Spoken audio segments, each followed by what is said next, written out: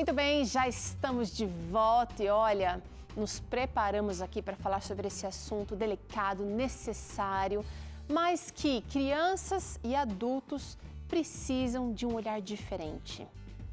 Tudo que acontece na infância serve sim para moldar a pessoa que você será quando adulto. E é nessa etapa da vida que se começa a trabalhar a autoestima, por exemplo, tão importante para desenvolver a resiliência e saber lidar com as frustrações da nossa vida.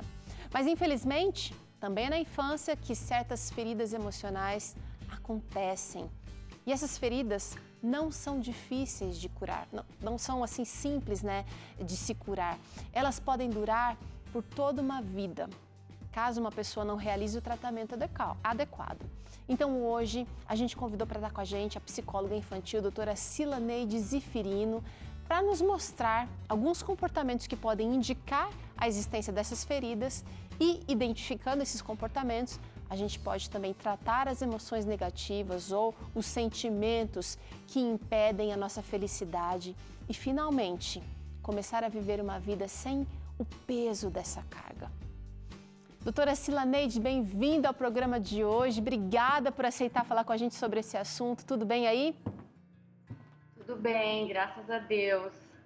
Que bom receber você aqui. A gente vai falar sobre feridas emocionais agora nesse momento e eu queria que você descrevesse pra gente o que são feridas emocionais. Todo mundo passa por trauma na vida, né? Rico, pobre, gordo, magro, não importa, a melhor das intenções durante a criação ainda assim vai gerar traumas, mas feridas é a mesma coisa que trauma? Olha só, as feridas é a mesma coisa que trauma, são as dores vividas na infância, né? Porque pensa bem, nós já nascemos chorando, né? Algum ou outro que não, mas essa já é a nossa realidade ao nascermos. Então nós nascemos bem independentes, nós não sabemos nada, vamos ser moldados. Então, essas feridas, elas aparecem mesmo na infância, podemos até dizer que nós já nascemos com ela. Porque nós precisamos de um cuidado, porque nós somos dependentes da pessoa que vai nos cuidar. Então, é na infância que tudo começa, e nós levamos isso para a nossa vida adulta também. Agora, eu quero saber o seguinte, nem todo mundo vai reagir da mesma forma a traumas ou a incidentes durante essa infância, porque existem pessoas de uma mesma família que receberam a mesma criação, uma mesma disciplina, que sofreram essas feridas, de repente ali naquele mesmo espaço de tempo, mas cada pessoa vai reagir de maneira diferente lá na frente. Como que a gente sabe se a nossa... ou como é que a gente lida com essa situação de diferentes resultados de um mesmo trauma? Então vamos lá, uma mesma família, Temos ali 4 crianças, 4 filhos, são tratados do mesmo jeito, só que cada um tem a sua identidade, tem o seu jeito de interpretar as coisas. Então é o jeito que aquela criança vai absorver aquilo e o jeito que realmente o pai vai tratar. É como ela vê e como ela vai levar isso para a vida adulta e como ela vai observando o que os seus cuidadores estão fazendo. Então, é uma experiência única para cada um vai reagir de uma forma, mesmo que o cuidado seja o mesmo, mas em algum momento, algum vacilo ali dos pais, dos cuidadores, ou mesmo na escola, porque chega uma época que cada um vai viver o seu contexto. Um vai para uma escola, o outro é cuidado por uma babá, o outro é cuidado por um parente, então cada um vai dar o seu cuidado. E aí essa criança vai interpretar de uma forma diferente. É onde são criadas essas feridas, ou então é onde elas serão cicatrizadas também, o modo como ela está lidando com isso, os seus cuidadores. Me conta uma coisa, doutora, como é que eu sei se eu tenho uma ferida emocional? Olha, você tem que se autoconhecer, Então você começa, sou uma pessoa que reclama demais, nada tá bom, eu acho que todo mundo me rejeita, tem aquele sentimento de que só eu tô certa, eu sou muito perfeccionista. Então, às vezes, eu sinto que tem alguma coisa de errado comigo, porque eu fico observando o comportamento de outras pessoas. Então, se é uma coisa que me incomoda, que me causa frustração, estou entrando aí numa depressão, estou muito ansioso, então eu já tenho que ficar atento. Bom, não é assim, eu não estou feliz, eu vivo o tempo todo emburrado, eu tenho meu comportamento, uma hora está de um jeito, uma hora está de outro. Então, eu posso buscar ajuda para saber como lidar com essa ferida, que com certeza é uma ferida que não foi cicatrizada ainda. Gente, às vezes a ferida emocional não vai se revelar de uma maneira assim, óbvia. Às vezes os nossos comportamentos aqui vão revelar a existência dessas feridas. E é justamente sobre isso que eu quero tratar agora com a doutora Silaneide aqui, porque a gente trouxe exemplos práticos de feridas emocionais. A gente vai falar um pouquinho agora, quero focar, olha, no abandono, na traição, na rejeição, na manipulação, na humilhação, que são feridas que muitas vezes não receberam nem nome ainda, mas que têm impactado o nosso dia a dia, os nossos relacionamentos, a maneira como a gente está lidando agora com os nossos filhos. Olha que interessante, então, aquilo que a gente viveu, algumas dessas feridas aqui podem simplesmente interferir no jeito que a gente está reagindo no trabalho, em casa, com os filhos, com o cônjuge ou com a falta destes. Como é que você tem lidado aí? Agora vem comigo porque a gente vai tratar aqui de algumas... nós vamos trazer aqui descrições dessas feridas emocionais para você ver se encaixa aí com o seu perfil, com o seu padrão. Doutora, quem sofreu o abandono provavelmente vai sentir aquela sensação de desamparo, uma carência excessiva, e ela costumeiramente não vai impor suas vontades e pode ser que acabe por aceitar relações ruins. Não é só entrar, mas assim abraçar essas relações ruins da vida. Exatamente. Tudo começa na infância. Então, quando eu for falar aí sobre cada uma dessas, a gente sempre vai voltar na nossa infância, né? Porque tudo começa ali. Porque eu nasci um ser totalmente dependente, as pessoas que me cuidaram foram me moldando e eu fui observando isso e é onde eu vou formando a minha identidade, certo? Então, o abandono. Aquela criança nasceu e ela é totalmente dependente da mãe, aquele ser que está ali junto com ela. Em alguns momentos, a mãe precisa sair, ela se dá conta que ficou sozinha, acontece muito, o bebê está ali dormindo, a criança de 1 ano, 1 ano e meio, ela precisa dar uma saidinha, ir lá fora, colocar o lixo, por exemplo, e essa criança acorda e ela se sente sozinha, então aquilo para ela já cria um trauma, né? E isso pode acontecer outras vezes, então quer dizer, ela já começa a criar ali dentro dela uma sensação de abandono. Só que se isso for bem trabalhado, vai chegar um ponto que ela vai perceber, não, a minha mãe precisa se ausentar algumas vezes, mas ela sempre volta, né? Então ela vai criando essa resiliência, ela vai criando essa segurança. Só que se isso não é criado, essa ferida continua aberta. Então ela leva isso para a vida adulta. Então ela tem essa sensação mesmo de desamparo. Vai estar desconfiada, né? Exatamente. É aquela pessoa que sempre quer ficar perto de alguém, entra em pânico se ficar sozinha, porque isso tá lá no seu inconsciente, né? E de certa forma o inconsciente fica mandando essas mensagens.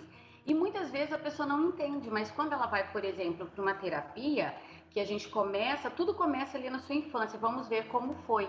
E aí ela se dá conta de que realmente algumas coisas aconteceram. Eu tinha medo de ficar sozinha, ou a mãe deixava ela sozinha. Não precisa ser sozinha, a mãe pode ter deixado com uma vizinha, por exemplo. Mas para a criança, ela não entende como um adulto entende, né? Ela entende que ela foi abandonada, minha mãe não me quis mais e me deixou aqui. Certo. Então é essa interpretação que a criança faz. E tem até o abandono mesmo, que seria o caso extremo, o caso literal aqui, que de repente no caso de separação dos pais, um dos pais vai ficar ausente, essa criança pode se sentir abandonada de verdade, como de fato pode ser. E então, mas assim, eu percebi que pode ser sutil e aí é que mora o perigo. A gente às vezes banaliza um sentimento importante real da criança e aí a gente vai ter problema lá na frente. Mas vamos seguir em frente porque tem outros problemas que podem gerar, por exemplo, a humilhação, um tipo de ferida emocional também, que vai ser aí um adulto se revelando sem importância nas suas necessidades ele não se preocupa com elas e vai revelar também culpa e vergonha em ser cuidado. É aquela pessoa que não se deixa ser cuidado porque ela tem assim aquele receio de que vão novamente humilhá-la.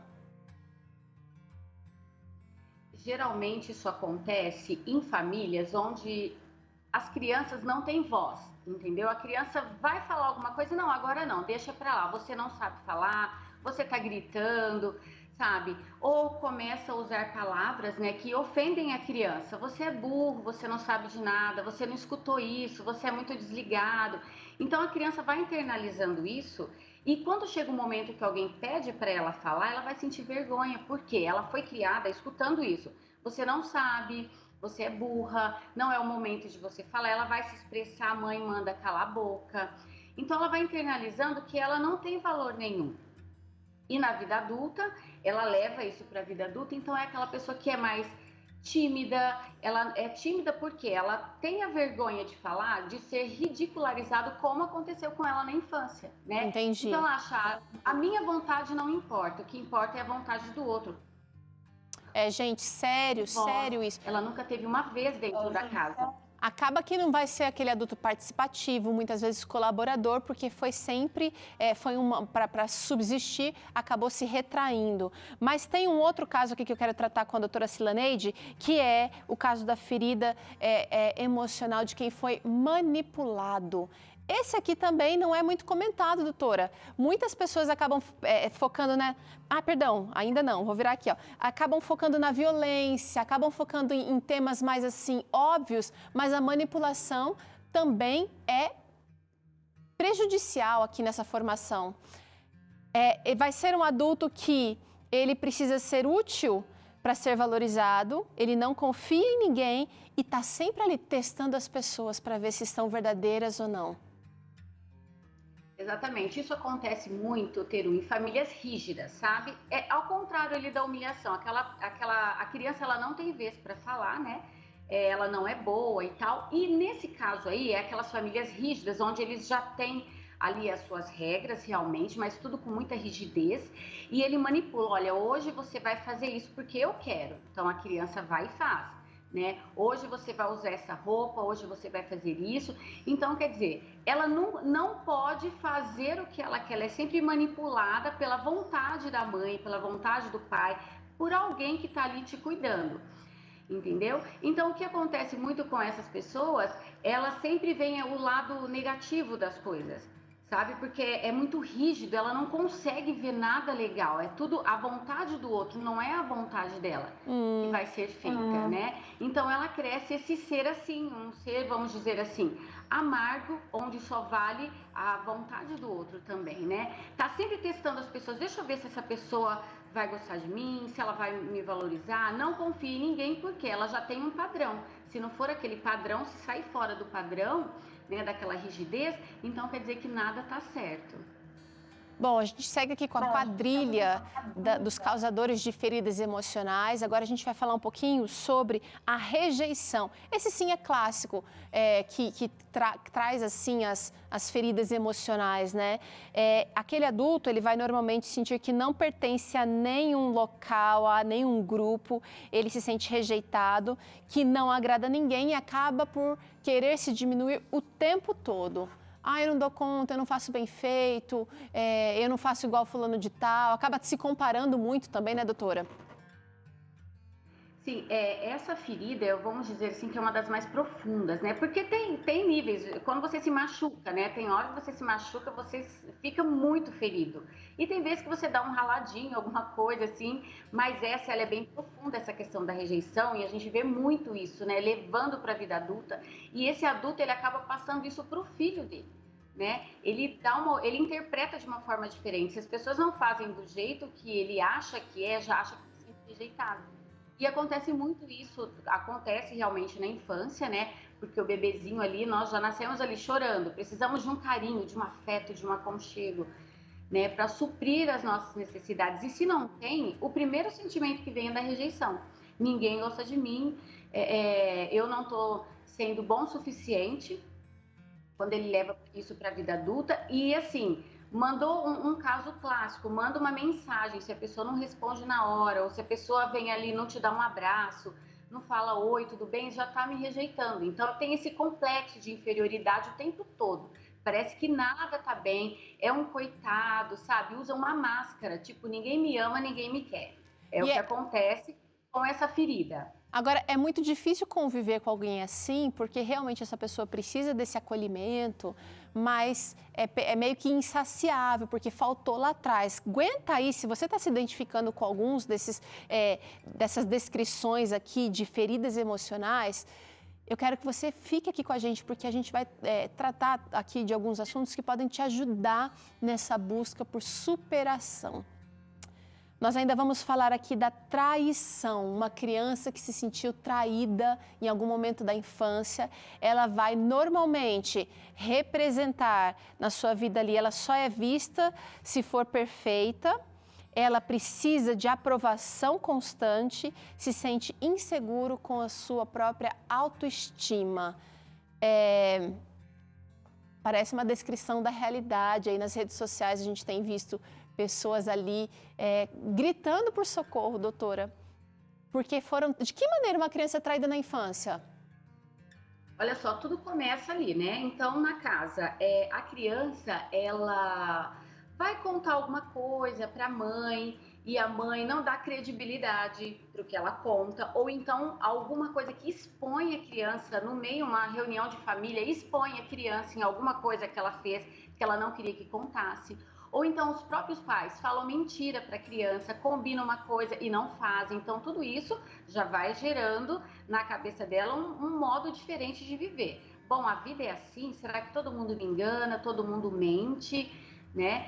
E isso pode se estender, Teru, para a adolescência. Acontece muito, talvez essa ferida não foi apresentada em alguns casos na infância, mas começou ali na idade da pré-adolescência e agora com as redes sociais tem muito isso, né? Eles expõem demais a vida do adolescente, a vida ali do pré-adolescente, então essas feridas marcam demais esses traumas, essa questão da traição. E uma vez acontecido, ela não vai confiar mais em ninguém, né? Então, quer dizer, ela vai se retrair, vai guardar as coisas só para si e muitas vezes os problemas não são resolvidos, as feridas não são cicatrizadas porque ela não confia em ninguém mais. Eu gosto muito desse nome, feridas emocionais, porque a gente pode ter uma ferida através de um corte, de uma queimadura, de uma pancada que vai só aparecer um hematoma, ou de um machucado mais profundo.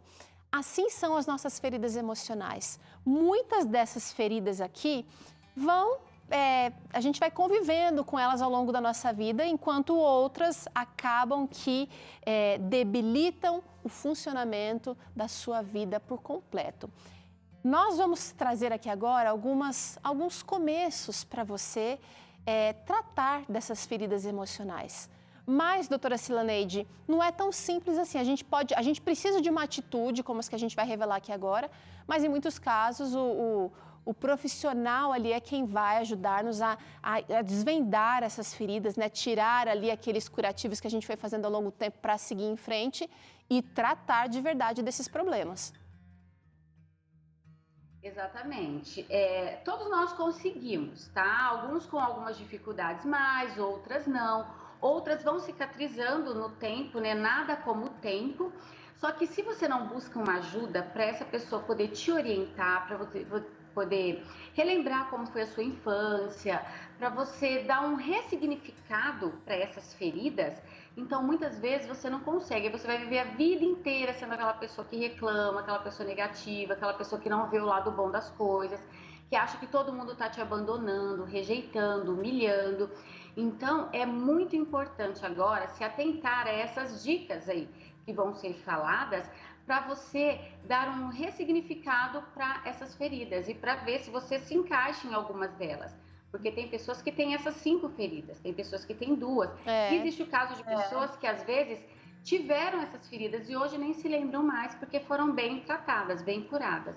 Vamos lá, gente, então dicas, agora vamos partir para a prática. A gente está vendo aqui pessoas tristes, ressentidas, magoadas, reclamonas, como a doutora trouxe aqui, mas se a gente começar, eu vou tratar aqui no geral, tá, gente? Se a gente começar a fazer exercícios de autoconhecimento e também se a gente tiver consciência daquilo que foi a origem das feridas, já é um bom começo, doutora? Exatamente. A primeira coisa, nós temos consciência, né, do que criou essa ferida. E quando eu vou para uma terapia, eu consigo ter essa abertura, o terapeuta, né, vai te ajudar a você voltar ali, né, puxar um pouquinho algumas coisas da sua infância para você saber realmente qual foi o ponto.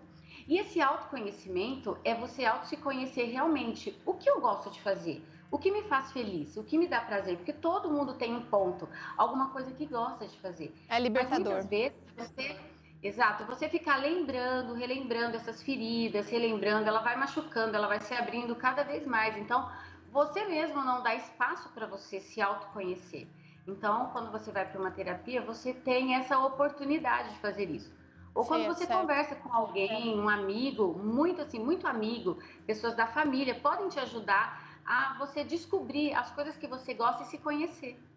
Gente, aprender a identificar os comportamentos e entender os mecanismos de defesa também são importantes. A gente está fazendo aí um diagnóstico, né? Por isso que eu falo que às vezes você não vai conseguir fazer sozinho essa conversa com alguém bem próximo a você, mas que tem uma cabeça boa, uma visão ampla. Ou o profissional de verdade vai te ajudar tanto nesse diagnóstico como também nesse entendimento dos comportamentos que você está tendo hoje. Agora, eu quero trazer aqui, olha, é preciso também tomar uma outra atitude, então, não só contemplativa, não só para compreender, mas você precisa rejeitar condutas defensivas. Você mesmo vai chegar no momento, né, doutora, que vai falar, ai, não quero mais saber disso porque dói muito. Ter contato com aquela criança que foi traída, humilhada, machucada, às vezes vai vir à tona uma vergonha, culpa, uma raiva, melhor dizendo, não só raiva, mas aquela sensação de que nunca vai dar certo na vida, de frustração mesmo, né?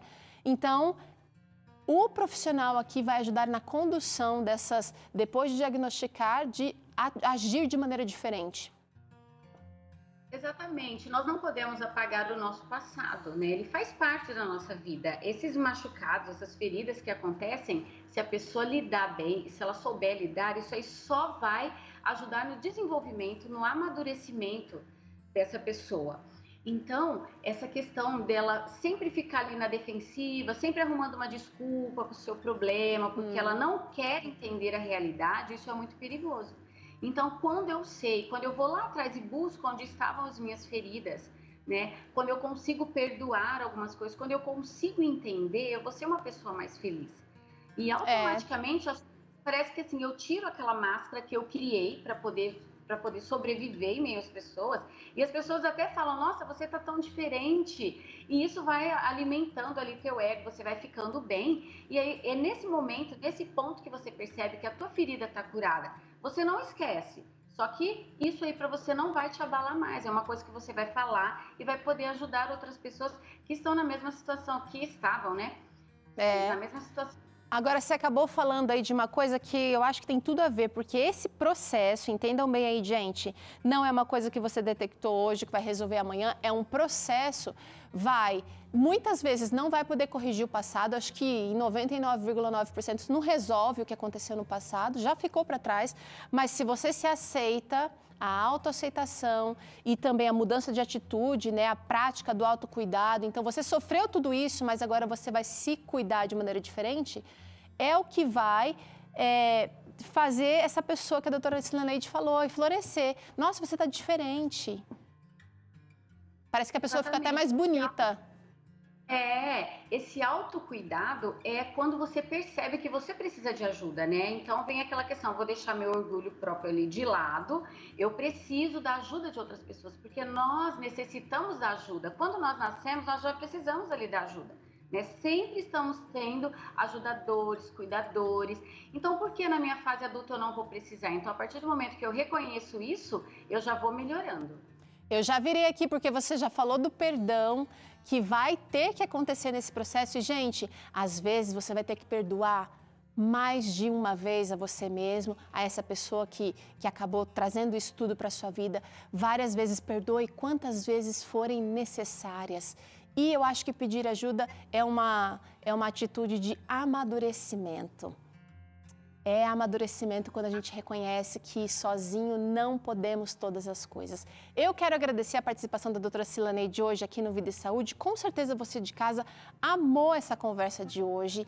Então, se você quiser conhecer mais do trabalho da doutora Cilaneide, ela atua lá no Cevisa, @CevisaOficial pelo Instagram. E você também pode, de repente, dar uma esticadinha até lá. O Cevisa fica ali perto de Campinas, em Engenheiro Coelho, e oferece tratamentos incríveis para a saúde no geral. Obrigada, doutora. Até a próxima, tá? Até a próxima. Olha, falar sobre isso aqui é difícil, a gente leva um tempo para processar tudo isso. Às vezes amanhã você vai sentir que coisas vieram à tona. Segura firme na mão de Deus e busque ajuda. Vamos combinar assim? Se você precisar rever esse programa, ele vai estar, essa conversa nossa aqui do Vida e Saúde de hoje vai estar disponível para você na nossa playlist do YouTube. Acesse o nosso canal, se inscreve por lá, você vai ter acesso ali a muitos conteúdos com profissionais de saúde, receitas, atividade física para você fazer aí no seu espaço. Então, vale a pena você estar conectado a esse canal com bons conteúdos, que é o canal do Vida e Saúde NT no YouTube. No Instagram também, tá lá, Vida e Saúde NT. Agora a gente pausa para o intervalo, mas se prepara, põe o tênis por aí e já pode fazer uns alongamentos, porque Tânia Santos traz um treino daqueles para você, um treino especial de Acerte o Passo. E ainda hoje tem receita de chocolate quente, sem leite para você. Que será que leva essa receita, hein? Ah, você já está vendo aí algumas dicas. Ela é boa, é saborosa. A gente volta já com essa delícia para você. Gostou? Então não sai daí não que a gente já volta.